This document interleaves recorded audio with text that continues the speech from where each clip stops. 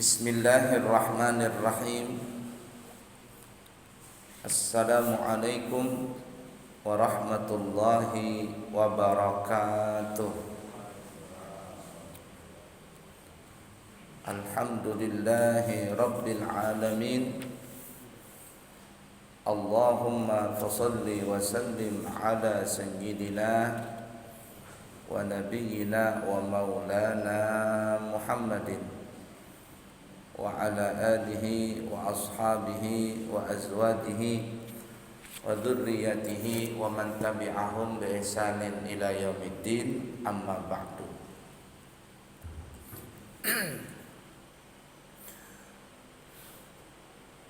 Mari kita lanjutkan pelajaran kita di dalam fiqhul muamalah, fikih berinteraksi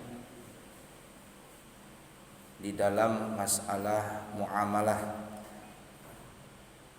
Pada pertemuan yang lalu kita telah membahas tentang masalah sewa menyewa.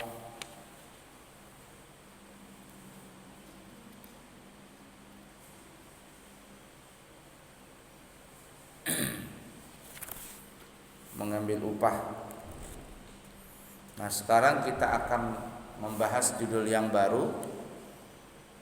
Ini disebutkan juga masalah ini di dalam kitab fikih muamalah, yaitu masalah ji'alah. Ji'alah ini bahasa kitanya mungkin sayembara. Sayembara. Kalau zaman dulu sering sayembara ya. Istilah zaman sekarang apa namanya? Sayembara juga ya. Nah, ini sayembara. Ji'alah ialah meminta agar mengembalikan barang yang hilang dengan bayaran yang ditentukan. Mengembalikan barang yang hilang dengan bayaran yang ditentukan. Misalnya seseorang kehilangan kuda. Dia berkata, barang siapa yang mendapatkan kudaku dan dia kembalikan kepadaku, aku bayar sekian. Nah, itu tuh. Ini sering juga terjadi di mana namanya di antara kita ya. Seperti umpama ada orang kehilangan STNK dan sebagainya. Siapa yang mendapatkan STNK dan mengembalikan kepada pemiliknya, maka dia akan diberikan imbalan. Nah, cuma terkadang imbalannya itu di situ nggak disebutkan. Sebenarnya mesti disebutkan supaya apa? Supaya tidak ada dusta di antara kita. Nanti orang sudah cari ke sana kemari, tiba-tiba pas dapat sudah mengeluarkan dana begitu banyak pencarian, sekalinya pas dapat tidak sesuai dengan hadiahnya, tidak sesuai dengan pencarian, capek dan tenaga dan materi yang dikeluarkan. Nah, jadi sejelas-jelasnya begitu. Atau polisi itu sering juga itu ya, siapa yang mendapatkan borongan borongan atau buronan ya, boronan, nah, ya, akan dapat sekian hadiah umpama, ya, dapatkan boronan ini 100 juta umpama atau apa begitu. Atau dapat apa zaman dulu tuh zamannya SBY sama wakilnya seperti Yusuf Kala pernah kehilangan pesawat apa itu Adam Air apa dulu zaman dulu, setengah mati orang mencari itu, lalu diadakan sayembara dan sebagainya. Ada yang mendapatkan serpihan pesawat nelayan itu, serpihan pesawat sayapnya atau apa, pokoknya ada serpihannya dia dapat. Kalau tidak salah dulu dikasihkan sama Yusuf Kala itu 1 miliar. Nah, kan ya, mendapatkan itu 1 miliar. Atau apa saja bisa diadakan sayembara. Siapa yang bisa mendapatkan mayat ini itu dan sebagainya umpama. Tidak tahu anaknya Ridwan Kamil itu kemarin tuh ya, apakah model ji'alah juga atau gimana. Nah, jadi kalau ketemu umpama sekian-sekian dikasih boleh. Untungnya ya airnya kemarin tuh air sungainya itu di ya kayak es begitu. Jadi masya Allah jasadnya utuh. Subhanallah. Karena hawa dingin itu menyebabkan jasadnya anaknya Ridwan Kamil tidak hancur karena ada hawa dingin, jadi kayak ikan segar. Kalau ibarat kata itu ikan itu kan dikasih es, dia nggak bakalan rusak. La ilaha illallah. Nah jadi ada ya dibolehkan begitu sayembara tadi. Cuman ya tadi jelas-jelas lah upahnya itu sekian. Jangan nanti orang sudah mengembalikan tiba-tiba tidak sesuai dengan jerih payah orang mencari barang yang hilang tadi. Jangan.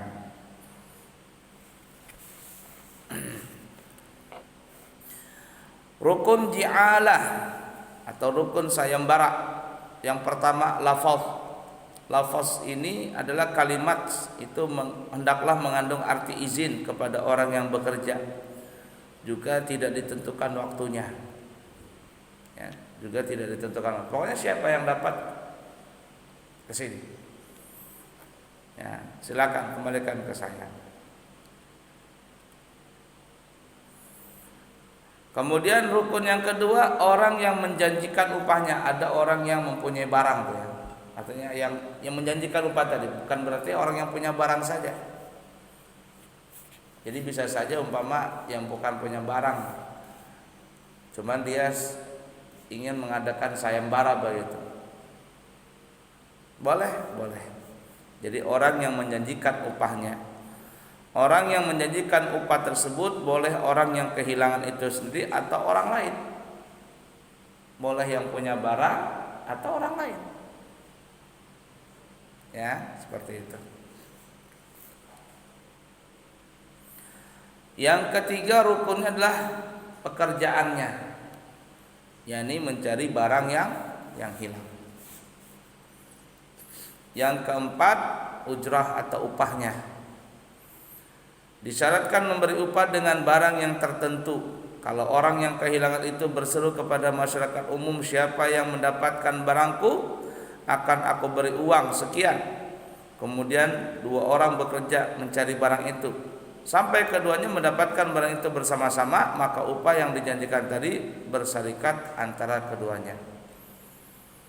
Ya, jadi umpama, pokoknya siapa yang dapat barang saya yang hilang, saya beri 100 juta umpama. Artinya mau kerja sendiri, mau kerja tim, terserah saja. Yang penting barang kembali. Nah, maka yang memberikan upah ini sesuai dengan apa yang dia telah janjikan. Kalau yang mendapatkan sendiri aja satu orang, dia yang menguasai upah tadi. Kalau dia berkelompok, ya pakai tim, maka upah tadi seperti itu besarnya dan dia bagi sendiri. Jangan satu-satu dapat segitu ya. Kecuali yang punya barang ini suka, ya sudah satu-satu 100 juta, nggak ada masalah. Nah, jadi seperti itu. Boleh ya, sayembara itu boleh. Itu sering tuh ya di koran-koran itu sering terjadi seperti itu. Cuman yang tadi tidak jelas, maksud tidak jelas itu upahnya nggak jelas. Siapa yang mengembalikan STNK, surat-surat ini dan sebagainya akan diberikan imbalan yang sepantasnya. Nah, sepantasnya ini nanti ini tidak jelas. Sepantasnya menurut pendapat siapa? Menurut yang memberi atau menurut yang menerima atau sepantasnya secara umum? Nah ya, yang ala kulal. Makanya supaya tidak ada dusta di antara kita, supaya tidak ada problem di kebelakangan, jelas-jelas hadiah itu. Jadi orang yang mencari ini juga semangat untuk mendapatkan tadi sayembara.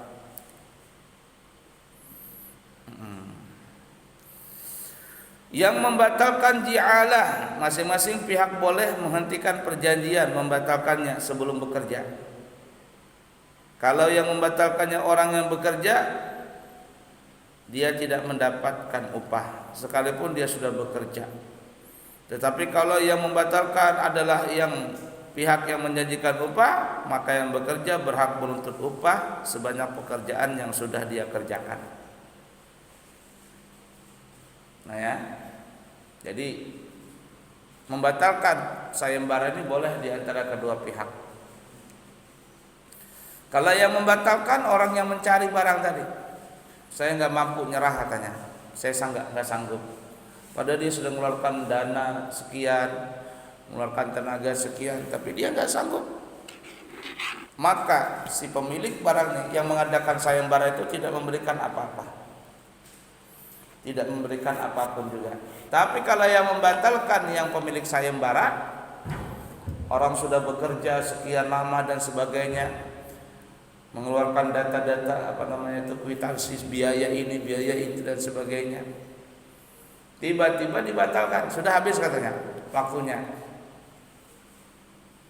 Nah, akhirnya datang orang, Pak, saya sudah cari kemana-mana, ini biaya saya, ini foto-foto saya, ini bukti saya mencari. Bapak yang membatalkan, maka ganti rugi, saya punya biaya. Boleh seperti itu, boleh. Ala kulli hal. Nanti ya sering terjadi di masyarakat begitu juga. Di koran-koran kita sering mendengar itu. Cuman yang tadi diberikan upah sepantasnya, yang ini yang sepantasnya ini nggak jelas nanti tiba-tiba setelah dapat dikembalikan, diberikan upah nggak pantas, ribut di belakang. Makanya istilah orang Banjar itu harus dipakai. Bahasa kitanya lebih baik berkelahi di depan daripada berkelahi di belakang. Jelas-jelas itu. Sekian. Kalau bisa pakai MOU, kalau bisa pakai apa lagi, di notaris lengkap semuanya. Aman sudah. Nah, seperti itu.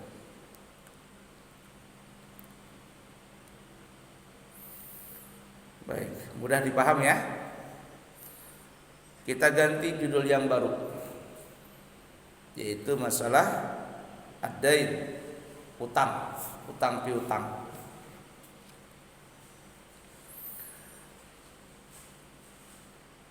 Ada orang yang menyarankan kalau kita kepingin hidup tenang nih ya, jangan berhutang dan jangan menghutangi orang. Tenang tuh hidup. Jangan berhutang. Kalau kita mau tenang hidup jangan berhutang.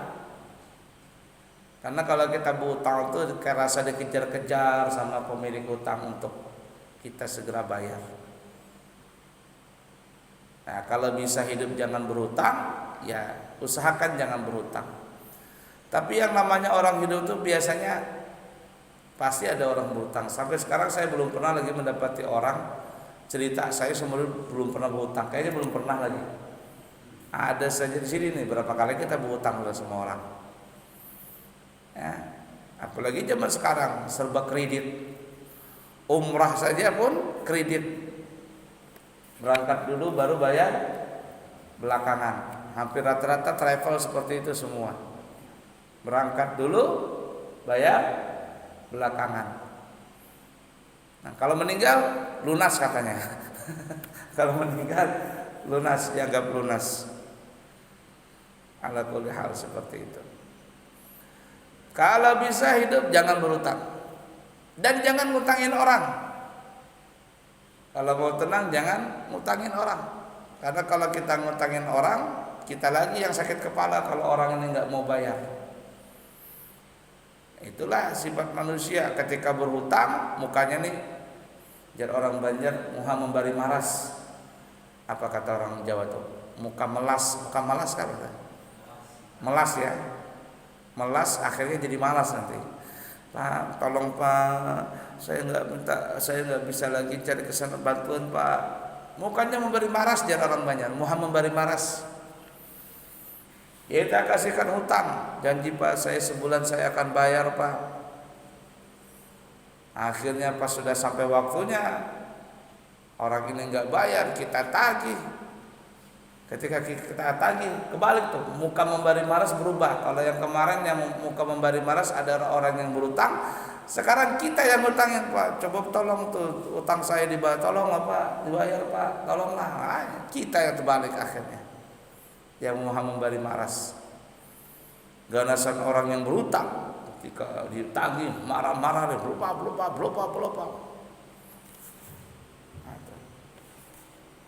Kita ini berapa banyak sudah ngutangin orang nggak dibayar-bayar. Saya ini banyak berapa, mungkin ada 150 jutaan uang saya sama orang itu. 150 jutaan ada mungkin uang pribadi itu yang dipakai orang nggak kembali itu. Kita yang nagih yang setengah mati, makanya dari pengalaman itu tidak lagi sudah ngutangin ke sana kemari itu. Nah, ya kita berbuat baik nolong orang, akhirnya orang ini ya tadi memanfaatkan kita. Dan itu tidak satu dua seperti itu. Dan terkadang tidak orang lain, teman sendiri seperti itu. Kalau cuma 100.000, 200.000 lumayan. Kalau sudah main ratusan juta ini ya repot sudah. Ya ala kulli hal. Nah, kalau mau tenang hidup jangan berutang dan jangan ngutangin orang. Tapi yang namanya hidup ya pastilah ada kita berutang dan atau menghutangi orang. Ada orang prinsip seperti itu. Saya minta utang Pak, kata orang ini saya tidak bisa ngutangin, minta maaf. Bukan saya nggak punya uang, saya ada aja, cuman saya punya prinsip saya tidak mau ngutangin. Saya bantu aja nih, bantu. Semampunya saya kasih. Sudah enggak usah bayar, saya kasih aja. Itu saya praktekkan seperti itu berapa kali. Saya ngeliat nih orang ini nggak bakalan bayar nih. Cuman kita kasihan saja, nggak bakalan bayar. Dia melas-melas datang minta bantuan, minta hutang kan. Sudah saya minta maaf ya, saya tidak bisa ngutangin. Ini saya kasih aja nih, nggak usah kamu bayar, saya kasih aja. Silakan. Setelah dikasih dia besok-besok nggak mau lagi datang. Artinya nggak mau lagi minta hutang dan sebagainya. Karena kita tahu orang ini nggak pacangan, nggak bakalan bayar. Atau bayar juga, atau kepingin ada niat bayar, ada mau bayar tapi nggak bayar juga. Banyak ya. Mungkin dalam hidup kita tuh masing-masing punya pengalaman seperti itu.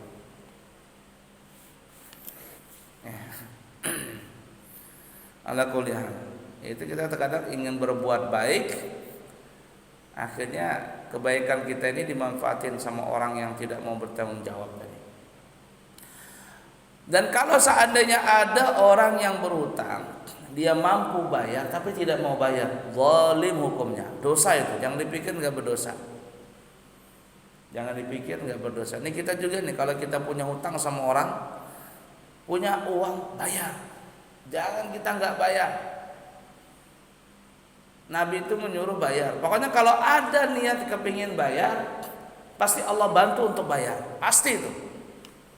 Tapi kalau nggak ada niat bayar, walaupun punya uang, nggak bakalan bayar ya. Jadi kalau kita punya hutang, niat untuk bayar. Kalau kita ada niat bayar, berapapun besarnya hutang itu, Allah pasti bantu untuk membayar itu. Asalkan kita ada niat ingin membayar.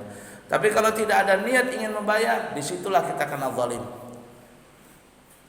Dan oleh karenanya Nabi, kalau ada orang meninggal kemudian kepingin disolatkan sama Nabi, Nabi tanya dulu, fulan ini punya hutang enggak? Alaihi dain, orang ini punya hutang? Kalau ada ahli waris berkata, ya Rasul dia punya hutang, kata Rasul, silakanlah kalian di antara kalian menyolatkan mayit ini.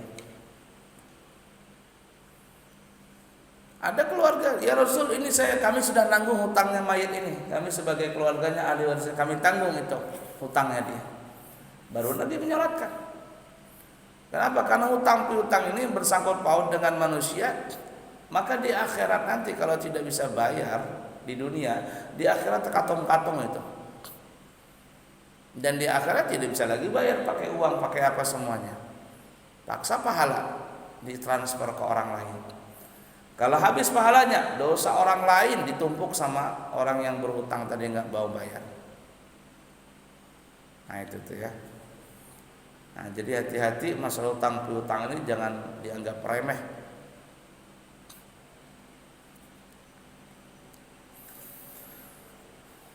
Duyun, utang piutang. Utang piutang ialah memberikan sesuatu kepada seseorang dengan perjanjian dia akan membayar yang sama dengan itu. Jadi mengembalikannya dengan yang sama. Misalnya mengutang 2 juta, maka dikembalikan dengan harga 2 juta juga. Dengan harga 2 juta. Dalil dalam Al-Quran adalah dalil tolong menolong. Dalam surah Al-Maidah ayat 2, wa ta'awanu 'alal birri wat taqwa wa la ta'awanu 'alal itsmi wal 'udwan. Bertolong-tolonglah di antara kalian di dalam berbuat baik dan bertakwa, dan jangan saling tolong menolong dalam perbuatan dosa serta bermusuhan.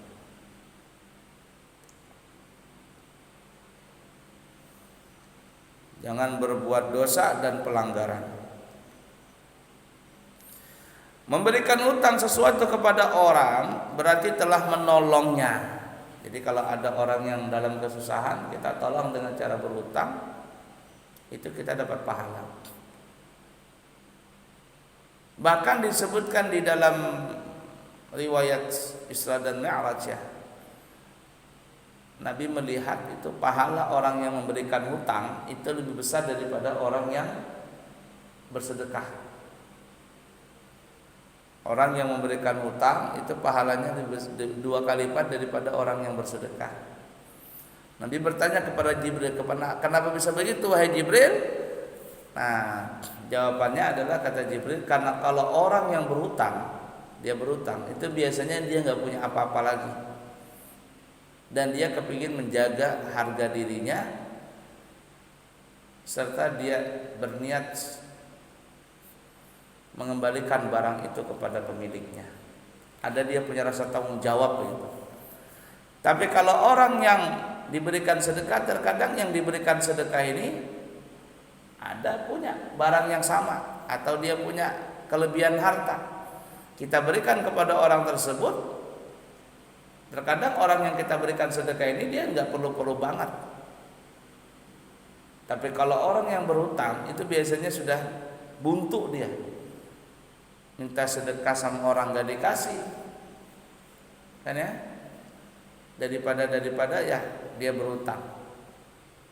Jaga harta ketika dia berhutang itu biasanya nggak ada sama sekali dia punya. Biasanya seperti itu. Makanya orang yang menghutangi itu pahalanya 2 kali lipat daripada orang yang bersedekah. Apalagi kalau seandainya menghutangi, setelah dihutangi, sudahlah saya bebaskan saja. Artinya nggak usah dibayar.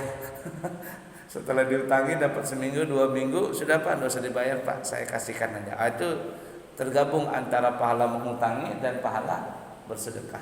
Dan banyak ya orang seperti itu, banyak.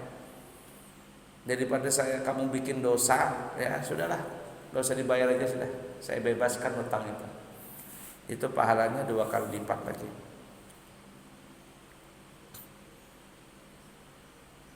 Nah ini nih hadisnya tadi. Hadis riwayat Imam Ibnu Majah bersumber daripada Abdullah bin Mas'ud radhiyallahu taala anhu, anna Nabiy sallallahu alaihi wasallam qala, sesungguhnya Nabi kita Muhammad sallallahu alaihi wasallam bersabda. Apa kata Nabi? Ma min muslimin yuqridu musliman qardan marrataini illa kana qasadaqatiha marratan. Sesungguhnya Nabi kita Muhammad sallallahu alaihi wasallam bersabda, seseorang muslim yang memberikan hutang kepada seseorang muslim yang lain, seseorang muslim 2 kali lipat pahalanya seolah-olah telah bersedekah kepadanya 1 kali. Nah ya, jadi dia kalau menghutangi itu sama seperti orang yang mendapatkan pahala 2 kali daripada orang yang bersedekah.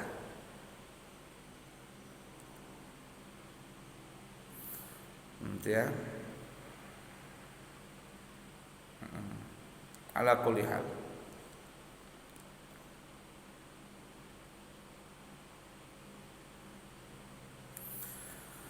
Kemudian hadis Muslim, wallahu fi aunil abdi madamal abdu fi auni akhihi. Allah menolong hambanya selama hambanya itu menolong saudaranya. Jadi selama kita bisa memberikan pertolongan kepada orang lain, maka niscaya Allah akan menolong kita. Ketika kita mendapatkan kesusahan, di situ Allah menolong kita. Dan ini sering terjadi ya, bukan hanya utang piutang, pokoknya kita nolong orang. Pengalaman orang yang berangkat haji, berangkat umrah itu banyak seperti itu. Ketika dia waktu di daerahnya sendiri, dia suka nolong orang ini itu dan sebagainya. Sampai di Mekah sana banyak pengalaman pribadi orang yang berhaji dan umrah. Ternyata ketika orang lagi susah, dia dapat tolong orang kelaparan, dia dikasih orang makan, orang pada kehausan, dia dikasih minum. Dia nggak punya uang, tiba-tiba ada orang yang ngasih uang. Itu pengalaman pribadi banyak sekali itu. Orang-orang yang berangkat haji dan berangkat umrah itu. Tapi sebaliknya orang yang zalim itu bisa terkadang diperlihatkan langsung di kota Mekah sana itu. Dan itu bukan hanya mitos, banyak terjadi pengalaman seperti itu. Ada ini cerita ya. Cerita ini hadisnya sahih ini ya, karena saya dapat langsung dari orang Balikpapan. Dari orang ini mendapatkan cerita dari jamaah yang berangkat haji.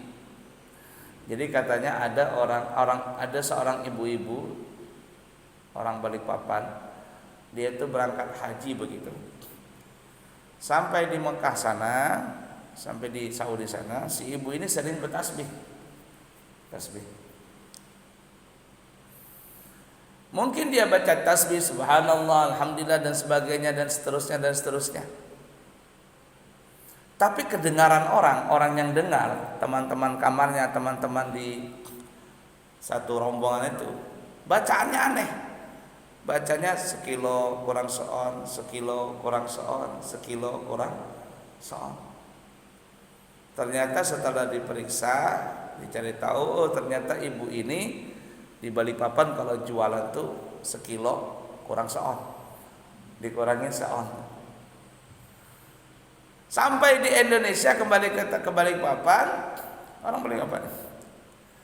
Sampai di Balikpapan, akhirnya orang ini ada ngadakan arisan, itu biasa ya kalau haji reguler. Kadang haji yang plus juga begitu, supaya mempererat tali silaturahim, supaya jangan lupa ya suasana waktu pergi angkat haji dan sebagainya, mengadakan namanya arisan.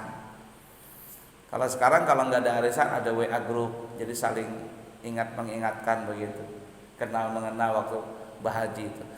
Nah itu biasanya sekali 2 kali putaran, habis itu selesai sudah, untuk mengingat masa-masa berangkat haji ya, senasib seperjuangan di sana. Jadi giliran arisan bulan depan tuh giliran si ibu haji ini. Nah sampailah akhirnya gilirannya. Sebagian jamaah tuh ada yang lupa giliran bulan depan tuh kena siapa. Nah sampai waktunya ada jamaah yang tanya, nanti kita akan datang nih di mana arisan haji ini, artinya perkumpulan ini. Ada yang nyeletuk, itu loh di tempatnya ibu haji yang sekilo kurang seon tuh katanya. Sekilo kurang seon. Nah itu. Terkadang orang yang menzalimi orang itu akan ditampakkan. Kama tadi dan sebagaimana kamu telah mengutangi orang, maka kamu akan diutangi orang. Maksudnya sebagaimana kamu telah melakukan perbuatan kepada orang lain, maka kamu akan menuai juga nanti imbasnya. Kalau kau berbuat baik, Allah akan balas baik itu di dunia, apalagi di akhirat. Tapi kau apabila melakukan kejahatan kepada orang lain, maka engkau akan mendapatkan keburukan itu di dunia, terlebih-lebih di akhirat. Nah itu repotnya seperti itu ya kalau berbuat zalim. Makanya terkadang ada yang berdoa, ya Allah ampunilah saya ya Allah, dan ampunilah orang-orang yang telah saya berbuat zalim kepadanya, dan bukakanlah pintu hatinya agar dia memberikan maaf kepada saya sebelum saya meminta maaf. Kita ini kan mungkin pernah berbuat zalim sama orang sampai kita lupa, mungkin waktu zaman-zaman kuliah bahari ngekos di Jawa atau apa, kita lupa sudah. Ya, makan ote-ote di warung 5 kita bilang 3 begitu kan. Di kantin, aduh sudah karuan. Padahal kita wajib bayar itu ya. Kalau kita nanti ke sana itu wajib bayar itu, ganti itu uang tadi. Jangan jadi kita ganti. Nah itu. Nah jadi siapa tahu kita pernah lupa berbuat zalim kepada orang lain, tapi kita lupa nih ya. Kita minta sama Allah, ya Allah, ampunilah saya dan ampunilah orang-orang yang telah saya zalimi, dan bukakanlah hati-hati mereka sebelum saya meminta maaf. Artinya bukakan hati mereka untuk memaafkan saya sebelum saya meminta maaf. Dan kita berusaha juga, kalau seandainya umpama kita pernah berbuat zalim dulu, entah lupa sudah saking banyaknya kezaliman itu ya, menghina orang, apa, mencaci orang, banyakin sedekah. Amal jariah kita bilang, ya Allah sampaikanlah pahala ini kepada orang-orang yang pernah saya zalimin. Kalau kita tidak tahu sudah lupa nih, kalau kita masih ingat orang, kita minta maaf. Kita minta maaf. Tapi kalau kita sudah tidak tahu lagi orangnya, sudah banyakin sedekah, banyakin amal jariah di masjid, di pesantren. Jadikan amal jariah. Kita bilang, ya Allah, apabila saya pernah menzalimi orang dan saya lupa orangnya, berapa banyak pun semuanya, ini saya ganti lewat amal jariah ini. Sampaikan pahalanya ini ya Allah kepada orang-orang yang pernah saya zalimi. Amalkan jariah seperti itu. Insya Allah di akhirat kita akan diberikan keringanan dan mungkin kita dibebaskan sama Allah daripada rugi di akhirat kita. Baik kita di dunia kita selesaikan itu. Nah, susahnya kita itu hidup begitu. Namanya kita hidup bersosialisasi ya. Terkadang kita ini sudah betul nih, kita betul nih. Cuma terkadang orang itu kesal dengan kelakuan kita dan sebagainya tanpa kita sadari itu. Di jalan umpama, jalan ini. Kita naik mobil, naik motor. Mungkin kita saja tidak sengaja mungkin main lampu jarak jauh begitu. Ada orang enggak, lampunya terang banget. Mungkin kita nggak sengaja itu. Orang jadi kesel gara-gara namanya hidup. Bermasalah kita itu. Memang begitu bermasalah. Cuman ya mau bagaimana lagi? Terkadang kita klakson begitu. Tret begitu. Masuk gang tiba-tiba kita klakson tret. Orang yang punya di samping rumahnya merasa terganggu dengan klakson kita. Atau kita parkir mobil kita, ya ternyata orang yang di depan rumah orang mau keluar susah. Pokoknya banyaklah kedzaliman itu. Jangan kita pikir kita di akhirat selamat itu. Makanya tidak lain tidak bukan banyakin istighfar aja sudah kita ini. Minta maaf sama Allah. Ya tadi makanya ada yang berdoa, ya Allah maafkanlah saya dan maafkanlah orang-orang yang telah berbuat baik kepada saya, dan maafkanlah orang-orang yang pernah saya zalimin baik sengaja atau tidak sengaja, dan bukakanlah pintu hati mereka agar memberikan maaf kepada saya sebelum saya meminta maaf kepada mereka.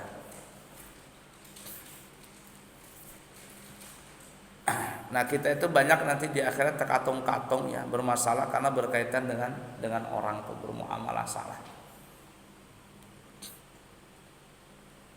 Kalau orang yang sudah sampai makamnya wali min auliya Allah itu hatinya sudah raqi, sudah betul-betul lembut sekali. Jangankan sama orang, sama binatang, sama tumbuh-tumbuhan saja dia kasih sayang. Rahmahnya itu sudah luar biasa. Rahmatan lil alam itu sangat luar biasa sudah. Jangankan sama manusia, jangankan sesama manusia, jangankan sesama muslim, sesama makhluk hidup, rahmah dia kepada tanam-tanaman, kepada binatang, bahkan ke seluruh alam dia berhati-hati. Nah itu.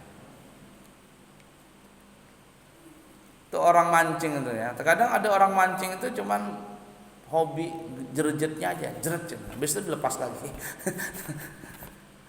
Jerejet, dia cuma ngambil jerejetnya aja, nggak ada dijual di pasar jerejetnya ini.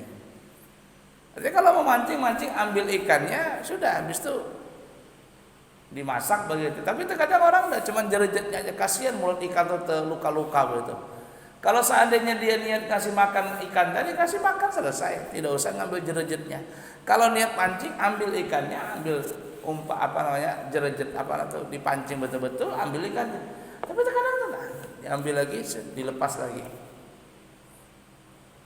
Katanya kita sayang sama ikan, kita lepas lagi.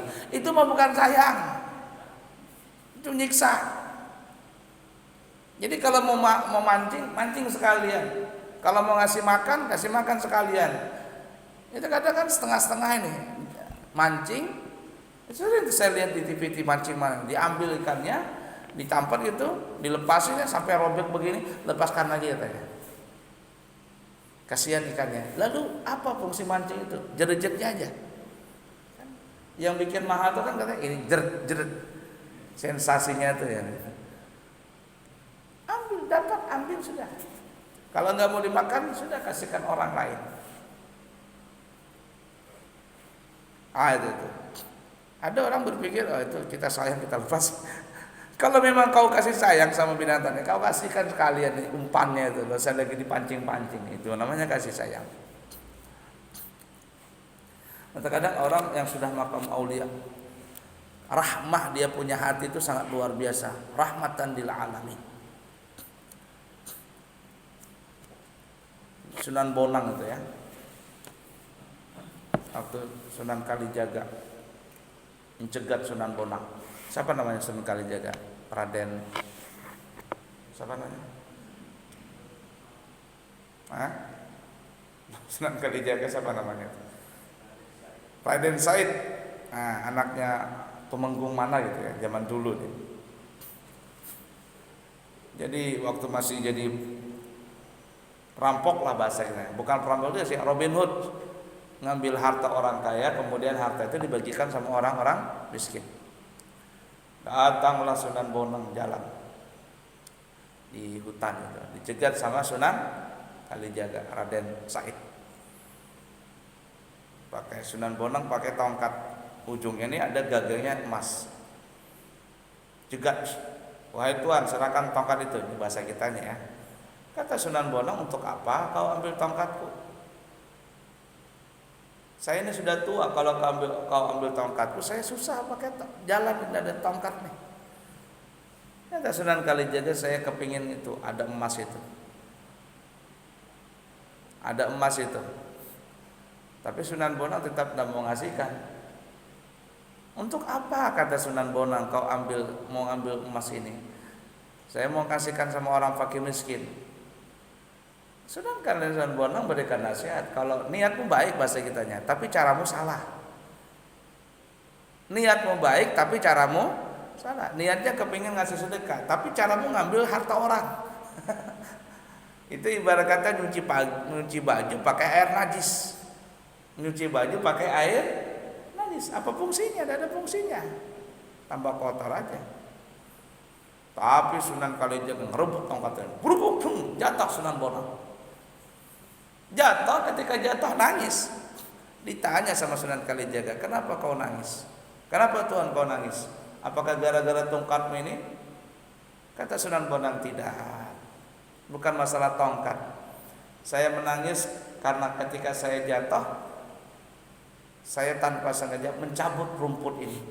Jadi ketika jatuh tercabut rumput.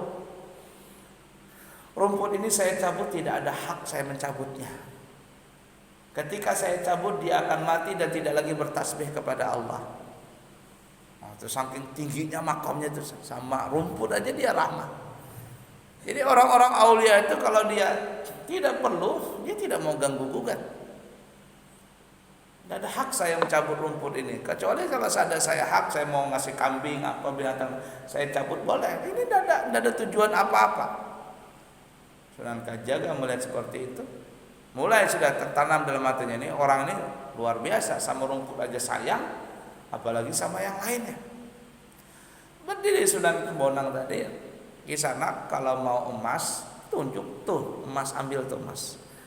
Pohon kolang kaling ditunjuk dari ujung atas sampai akar-akarnya emas semua. Ambil katanya. Sunan Kalijaga mau ngambil tadi, ketapukan tuh pohon kolang kaling jatuh. Tuk tuk tuk tuk tuk, tuk, kena kepalanya, pingsan. Sunan Bonang jalan. Ketika sadar kembali itu pohon tadi jadi pohon kolang kaling. Baru disitulah dapat hidayah Sunan Kalijaga. Dikejar sampai ketemu dengan Sunan Bonang lagi. Katanya, saya kepingin jadi muridmu. Kata Sunan Bonang, kalau kau ingin jadi muridku, betul apa tidak? Dites dulu. Jaga tongkat saya. Cung. Disitulah Sunan Bonang, Sunan Kalijaga meminta tidur seperti halnya tidurnya Ashabul Kahfi. Enggak sholat, enggak puasa. Memang kenapa? Karena orang tidur kan rufi'al qalam, diangkat, dia punya catatan. Jadi kayak orang pingsan, kayak orang tidur. Setahun baru datang. Sunan Bonang baru ingat, ada punya murid ke sana, masih ada apa enggak? Datang berlumut-lumut tuh badan, dibangunkan nggak bisa bangun, diadzanin baru bangun. Allahu Akbar, baru bangun dengar adzan. Langsung dapat ilmu laduni di situ. Yang kemarin-kemarin ya bagi makam wali dikodok bagi mereka. Sunan Bonang, Sunan Kalijaga begitu juga dalam ceritanya tuh ya. Punya murid namanya Sunan Kalijaga ini kan unik nih, dia punya dakwah tuh kan dia pakai belangkon, pakai baju Jawa. Saya terus terang ada, saya punya belangkon di rumah tuh.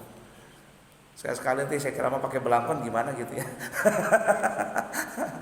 Ada saya punya itu ustadz di pondok itu ngajar pakai belangkon, padahal orang Banjar. Kata saya, kenapa ikam pakai belangkon? Dari mana kasih belangkon? Itu Buya dikasih sama santri yang baru kemarin berangkat ke Jawa. Jadi masing-masing pakai belangkon. Kata saya, mantap juga pakai belangkon. Belangkon itu kupiahnya apa namanya? Bolangnya orang Jawa. Saya praktis kan ya. Nah, Sunan Kalijaga sering pakai itu. Nah, Sunan Kalijaga ini punya murid begitu juga. Namanya Sunan Geseng. Sama kelakuannya begitu juga, muncul juga. Diberikan hidayah lewat Sunan Kalijaga. Sama dia kayak dulu juga disuruh jaga tongkat dan sebagainya, tapi bukan di sungai.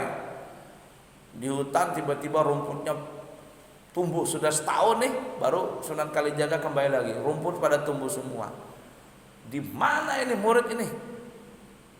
Sudah tumbuh rumput sabat tinggian. Akhirnya supaya dapat dibakar sama Sunan Kalijaga rumput tadi, habis semuanya, muridnya nggak terbakar. Namanya wali min auliya Allah. Dibangunkan nggak bangun-bangun juga, diadanin sama Sunan Kalijaga, baru bangun. Ingat kayak gurunya dulu Sunan Bonang. Makanya Sunan itu disebut Sunan Geseng, gosong. Ada itu. Itu makam para aulia zaman dulu. Nah, kalau orang salafi nggak percaya itu. Tidak ada katanya tuh. Kalau saya punya ilmu nunjuk pohon jadi emas, saya amalkan tuh, saya tunjuk semua pohon-pohon di pondok itu emas. Tapi nggak bisa. Kenapa? Karena makam kita ini masih makam dunia.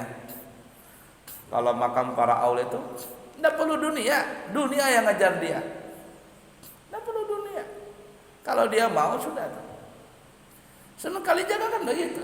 Balik tanah, cangkul, kalau mau emas langsung jadi emas. Tapi apakah perlu Sunan Kalijaga? Tidak perlu. Nabi ditawarkan sama Allah, ya Rasul, kalau engkau mau emas, aku kata Allah akan jadikan gunung Uhud emas, gunung Uhud jadi emas. Tapi Nabi tidak mau. Dunia tidak diciptakan oleh Allah kecuali lantaran Nabi Muhammad. Maka kata ulama, kalau dunia saja tidak diciptakan oleh Allah karena lantaran dunia, maka nggak mungkin Nabi kita itu cinta dengan dunia. Karena dunia tidak bisa diciptakan kecuali lantaran ada Nabi Muhammad. Tapi Nabi Muhammad tidak mau dunia. Beliau bersusah-susah, tetap lapar. Kalau Nabi mau tinggal tunjuk jadi, tapi nggak mau. Kenapa? Nabi ingin mengajarkan kepada umatnya bahwa dunia ini berat. Makanya Nabi bisa dicontoh oleh kalangan siapapun juga. Nabi jadi kepingin miskin supaya orang-orang beginilah kita di dunia ini nanti mendapatkan kenikmatan di akhirat nanti, bukan di dunia. Kalau Nabi mau ke sana kemari, Nabi tinggal bilang, Burak, antarkan saya ke Madinah. Tapi ketika Nabi pergi ke hijrah ke Madinah, Nabi tidak pakai Burak. Padahal waktu Isra dan Mi'raj, Nabi pakai Burak. Bukan hanya sampai ke Madinah, tembus langit ke-7. Sidratil Muntaha, lewat lagi melewati batas ruang dan waktu. Kalau Nabi mau, tinggal Nabi panggil Burak. Tapi tidak mau Nabi. Kenapa? Karena itulah perjalanan hidup di dunia ini. Kita belajar susah. Susahnya ini nanti yang dibalas oleh Allah di akhirat. Nah itu para makam aulia itu mereka sangat rahmah sekali. Jangankan dengan makhluk hidup, dengan manusia, dengan makhluk hidup pun, dengan tumbuh-tumbuhan, dengan binatang mereka rahmat tadi. Nah jadi kembali ke utang piutang, itulah salah satu dalilnya adalah saling tolong menolong. Cuman ya tadi kalau kita memang mampu menolong, tolong. Kalau orang ini memang mampu bisa membayar, kita bayar, kita bantu. Tapi pacangan kita sakit hati, ya sudah. Dosa apa? Dosa saya nggak minta maaf, saya nggak bisa ngutangin, saya bantu aja, nah selesai. Makanya ada yang istilah tadi, kalau kepingin tenang hidup, jangan berhutang, jangan ngutangin. Tapi yang namanya hidup ya begitulah, ada kita berhutang atau kita dihutangin orang. Ya Allah boleh hal seperti itu ya. Soalnya kita sambung lagi nanti bagaimana hutang, kita hutang kemudian kita lebihkan hutang tadi, boleh atau tidak? Ada perjanjian atau tidak ada perjanjian?